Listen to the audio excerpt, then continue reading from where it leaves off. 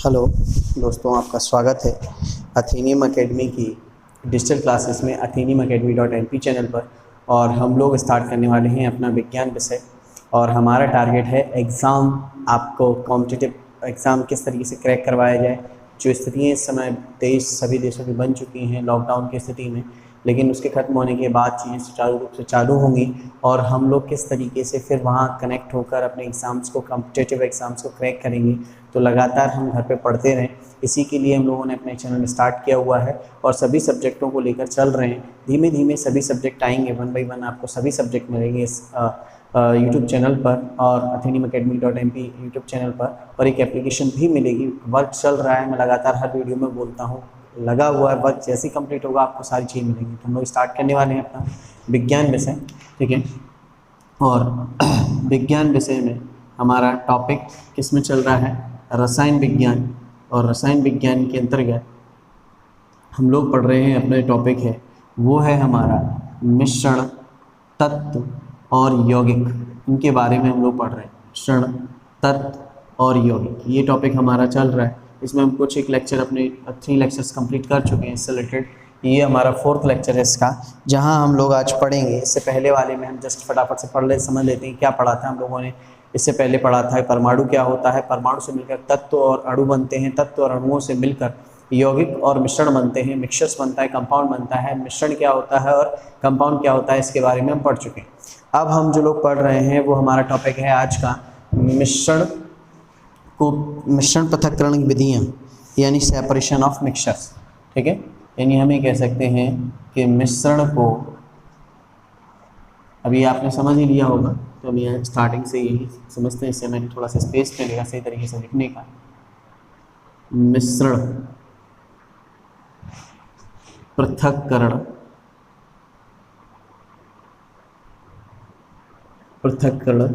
Vidhi, separation of mixture, ठीक। इनके बारे में हम लोग पढ़ना स्टार्ट करते हैं, ठीक है। और सबसे पहले हम लोग ये समझते हैं कि सेपरेट करने की मिक्सचर की विधियाँ कौन कौन सी हैं। तो कई प्रकार के आपने सुने होंगे कि हम लोग जैसे कि घर में अपनी चाय वगैरह छानते हैं, तो उसमें जो सॉलिड पार्टिकल्स वो अलग हो जाते हैं। लिक्विड वगैरह जो होते हैं, छानना है ना, फिल्ट्रेशन करना, इसको हम कह सकते हैं कि। तो इस पहली विधि हम समझते हैं जिसका मीन्स है फिल्ट्रेशन। फिल्ट्रेशन को ही हम लोग हिंदी में बोलते हैं निस्यंदन। क्या कहते हैं, निस्यंदन, ठीक। इसका मतलब क्या होता है, निस्यंदन का मतलब होता है, सिंपली सी चीज़ हम ये समझते हैं, निस्यंदन का मतलब होता है छानना। निस्यंदन का मीन्स होता है आपका क्या, छानना, ठीक है। तो छानने की प्रक्रिया क्या कहलाती है, फिल्ट्रेशन कहलाती है। अब नॉर्मली हम इसके एग्जांपल अगर समझना चाहें तो नॉर्मल एग्जांपल हमारे ये हैं कि हमारे ब्लड, हमारे शरीर में जो ब्लड होता है, उस ब्लड का छानना किसके द्वारा किया जाता है, फिल्ट्रेशन किया जाता है। तो ब्लड का फिल्ट्रेशन किया जाता है, भाई हम लोग, कोई बता सकता है, कमेंट में लिख सकता है कि ब्लड का फिल्ट्रेशन यानी छानना या निस्यंदन किस अंग के द्वारा किया जाता है, किडनी के द्वारा किया जाता है, ठीक है। आपसे पूछा भी जाता है कि प्योरीफाई कहाँ के होता है, ब्लड किडनी में होता है, कि किडनी छलनी का काम करती है, जो क्या करती है, ब्लड को छानती है, ठीक है। दूसरा हम ये कह सकते हैं कि वर्षा का पानी जो होता है, वर्षा का पानी क्या होता है, ज़मीन के अंतर्गत जाता है, यानी भूमिगत जल में बदलता है, भूमिगत जल। तो उसे छानने का काम कौन करता है, मिट्टी क्या करती है, उस पानी को क्या करती है, छानती है। उसके बाद वो पानी कहाँ पहुँचता है, भूमिगत जल। फिर उसका उपयोग हम अपनी पृथ्वी की ऊपरी सतह पर पानी पीने के लिए करते हैं, ऊपरी सतह पर। तो उसका फिल्ट्रेशन किसने किया भाई, उसका फिल्ट्रेशन किया प्रकृति ने, नेचर ने, मिट्टी ने। यहाँ हमारे ब्लड के अंदर भी क्या हुआ, फिल्ट्रेशंस। तो इस तरीके से ये पार्टिकल्स का फिल्ट्रेशन हो रहा है, लिक्विड छन रहा है, तो एक सॉलिड पार्टिकल से लिक्विड अलग हो रहा है। तो ये प्रोसेस हुई जहाँ हमने मिक्सचर्स को, मिट्टी क्या है, पढ़ चुके हैं, सॉइल क्या है, मिक्सचर है। मिक्सचर में से लिक्विड क्या हुआ, अलग हुआ, छन कर गया, भूमिगत जल के अंतर्गत पहुंचा, ठीक है। तो पहली प्रोसेस हुई है हमारी मिक्सचर्स को अलग करने की, वो क्या कहलाएगी, फिल्ट्रेशन कहलाएगी। एंड सेकंड मेथड हमारा है दूसरा मेथड अपन बात करते हैं, और यह हमें कह सकते हैं दूसरा मेथड, ठीक है। तो दूसरा मेथड क्या है अपना, तो दूसरा मेथड है हमारा आसवन विधि, ठीक है। आसवन विधि जिसे हम डिस्टिलेशन प्रोसेस भी बोलते हैं, आसवन विधि के बारे में जानते हैं। तो आसवन विधि कौन सी विधि है अपनी, तो फिल्ट्रेशन है ना, किसको, रेनी वाटर को, वर्षा के पानी को क्या करती है, छानती है। तो वो भी प्रोसेस क्या होगी, मिक्सचर सेपरेशंस के अंतर्गत आ गया। दूसरा हो गया, दूसरा मैंने वर्ड क्या बोला अभी आपको, मैंने बोला डिस्टिलेशंस, ठीक है। डिस्टिलेशन क्या कहलाता है, आसवन विधि, ठीक है। अब आसवन विधि है क्या, सिंपल सी चीज़ ज़रा हम समझ लें कि चीज़ों को गर्म करना, गर्म करके ठंडा करना क्या कहलाता है, आसवन या डिस्टिलेशन कहलाता है, ठीक है। जैसे डिस्टिल वाटर सुना होगा आपने, आसुत जल बोलते हैं इसको, ठीक है। हिंदी में हम इसे क्या बोलते हैं, आसुत जल बोलते हैं या डिस्टिल वाटर कहा जाता है, डिस्टिल वाटर, आसुत जल, ठीक है। जैसे बैटरी वगैरह में हम यूज़ करते हैं आसुत जल का, तो डिस्टिल वाटर होता है, आसुत जल कहते हैं इसको, डिस्टिल वाटर, डिस्टिल वाटर मैंने लिखी थी, ठीक है। या हम ये कह सकते हैं विस्की एंड वाइन जो हमें प्राप्त होती हैं, ठीक है, विस्की एंड वाइन जो बनाई जाती हैं, ये भी भाई डिस्टिलेशन प्रोसेस के द्वारा ही इनको क्या किया जाता है, प्योरेस्ट किया जाता है, छाना जाता है, ठीक है। अब एक्चुअल में क्या होता है कि यहाँ जो गर्म करते हैं उनके जो बॉइलिंग पॉइंट होते हैं, ज़रा ध्यान से समझना, बॉइलिंग पॉइंट जो होते हैं वो दूर दूर होते हैं, काफ़ी दूर दूर होते हैं एलिमेंट्स के, तो उन्हें अपन गर्म करके ठंडा करते हैं तो सेपरेट हो जाते हैं।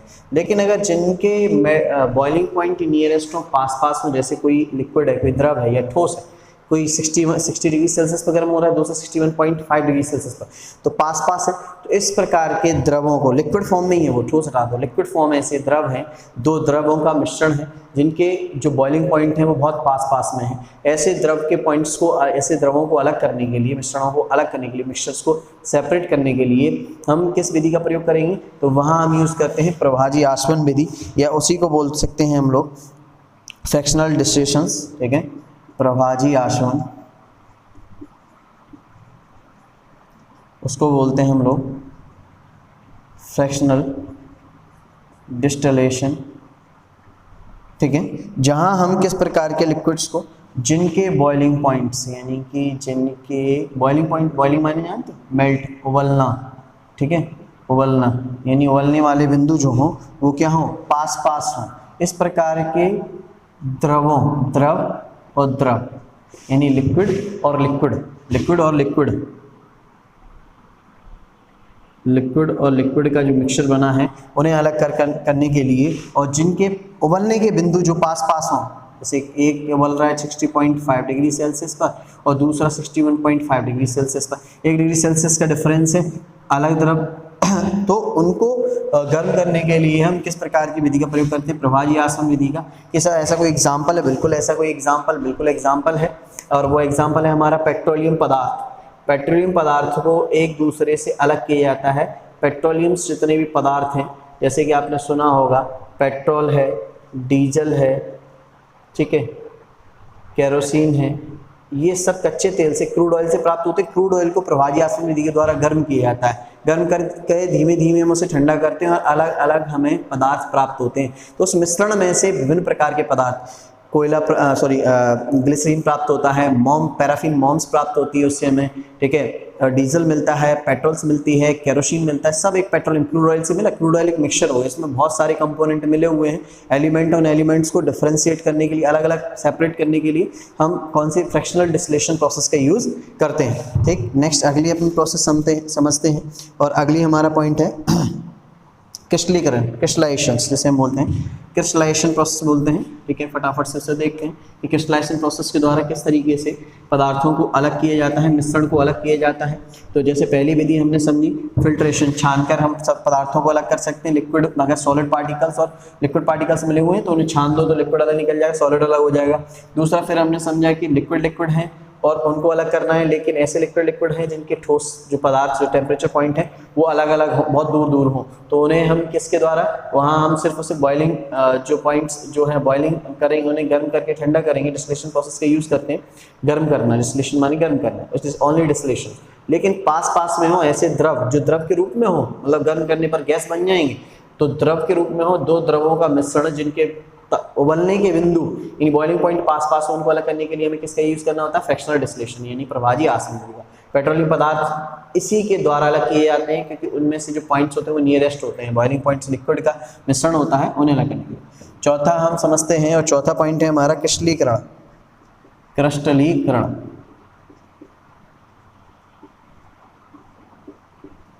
या क्रिस्टलाइजेशन,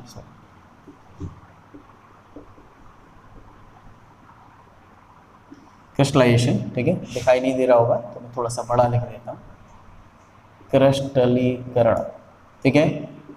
इस विधि के द्वारा हम किन पदार्थों को जो सॉलिड और लिक्विड हैं, ठीक है, सॉलिड और लिक्विड फॉर्म में हैं, घुले हुए हैं, ठीक है, उनको हम क्या करते हैं, अलग करने के लिए इस विधि का प्रयोग करते हैं, ठीक है। यहाँ मतलब ठोस और द्रव ये मिले हों, इनको अलग करने के लिए, जैसे कि समुद्री जल, ठीक है। अब समुद्री जल में क्या होता है, नमक अलग किया जाता है, तो हम किस विधि के द्वारा करते हैं उसे, क्रिस्टलीकरण। उससे क्या करते हैं, जो अपन ये कह सकते हैं कि हम समुद्र का पानी लेते हैं, उसे एक क्यारी बनाते हैं, उस क्यारी में उस पानी को भर देते हैं, धीमे धीमे धीमे धीमे पानी जो है वो फिल्ट्रेशन प्रोसेस के अंतर्गत ज़मीन के अंतर्गत चला गया, और जो सॉलिड पार्टिकल्स जो रह गया वो ऊपर ही जमे रह जाते हैं। इससे हमें क्या प्राप्त हो जाता है, नमक प्राप्त हो जाता है, क्रिस्टल प्राप्त हो जाते हैं इसके, ठीक है। तो इस तरीके से हम क्रिस्टलाइजेशन प्रोसेस से मिक्सचर अलग कर लेते हैं, ठीक है। फिर नेक्स्ट अपना अगला पॉइंट है ऊर्ध्वपातन, सबमिलेशन, समझते होंगे, ठीक है। अब सबमिलेशन से हम किस प्रकार के मिक्सचर्स को अलग कर सकते हैं, जरा फटाफट से समझते हैं।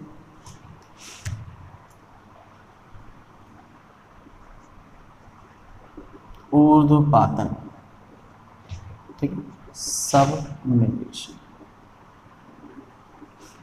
ठीक है। अब हमें पता है कि हम इस प्रकार के जो ठोस से काय में बदलते हैं गैस में, यानी सॉलिड से काय में गैस फॉर्म में सीधे कन्वर्ट होते हैं, ऐसे पदार्थों को किस प्रोसेस के द्वारा, इस प्रकार के मिश्रण को किस प्रोसेस के द्वारा अलग किया जाता है, तो इस प्रकार के मिश्रण को हम लोग अलग करते हैं। इस प्रकार के मिश्रण को अलग करने के लिए हम जो प्रोसेस यूज़ करते हैं वो प्रोसेस है हमारी कौन सी, सबमिलेशन, ठीक है, ऊर्ध्वपातन। और कई सारी चीज़ें हैं, जैसे कि आपको पता है कि आयोडीन है ना, आयोडीन को अलग करना है, कपूर है, ठीक है, सॉलिड CO2 है, सॉलिड CO2 है, यानी कि ठोस या शुष्क कार्बन डाइऑक्साइड,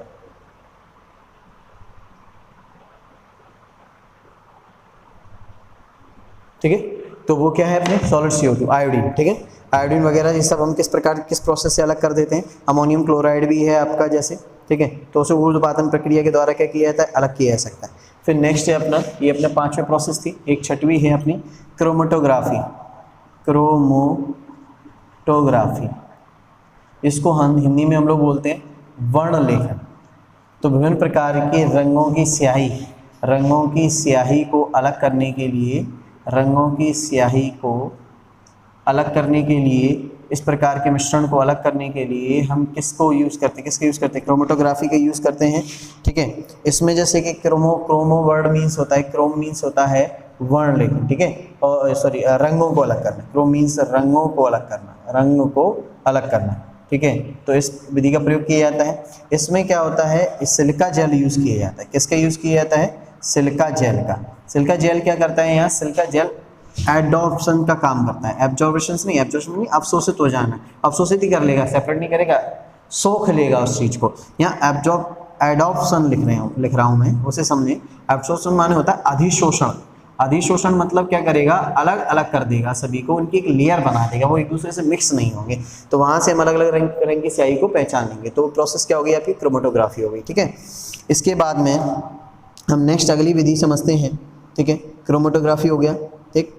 फिर इसके बाद में अब आता है, ये हमारी विधियाँ थी जो मिश्रण को अलग करती हैं। पहले हमने पढ़ी फिल्ट्रेशन, सेकेंड हमने पढ़ी यानी छानना, दूसरी डिस्टिलेशन यानी उबालना, ठीक है, सीधा ऐसा समझो गर्म करना, लेकिन तापमान अधिक नियरेस्ट होने के कारण मिश्रण का प्रभाज्यास्मन जिसे हम बोल सकते हैं फ्रैक्शनल डिस्टिलेशन, ठीक है। फिर उसके बाद हमने पढ़ा क्या, अपना 5th पॉइंट पढ़ा हम लोगों ने ऊर्ध्वपातन, ठीक है, और इससे पहले एक और क्रिस्टलाइजेशन, ऊर्ध्वपातन, ठीक है, क्रिस्टलाइजेशन मतलब क्रिस्टलीकरण, और ऊर्ध्वपातन सबमिलेशन, और लास्ट हमारा क्रोमेटोग्राफी। तो इस तरीके से हम मिश्रणों को क्या कर सकते हैं, अलग अलग करते हैं। अब सबसे पहले आता है मिश्रण को अलग कैसे किया, पहले घोल बनाया होगा, यानी सॉल्यूशन के बारे में बात करते हैं, घोल के बारे में।